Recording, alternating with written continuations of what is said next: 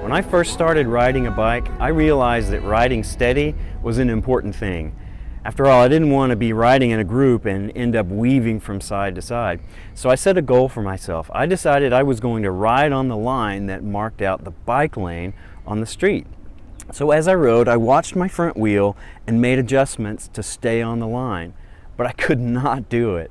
My wheel kept drifting off, and the harder I tried, the worse it got. So I finally just gave up and decided to look further out in front of me. And then, to my surprise, after a few seconds, I realized I was riding on the line.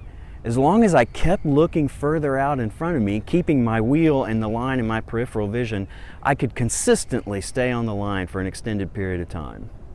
Now, there's a leadership principle that lines up with this experience. What you focus on as a leader matters. Now, there's two sides that's important for leaders to understand.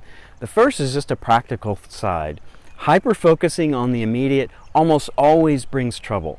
Instead of focusing on the few things that will keep you pointing in the right direction, you end up focusing on the many things that distract you. Eventually, your whole leadership strategy changes. Instead of trying to succeed, you end up trying not to fail. And there's such a big difference between the two.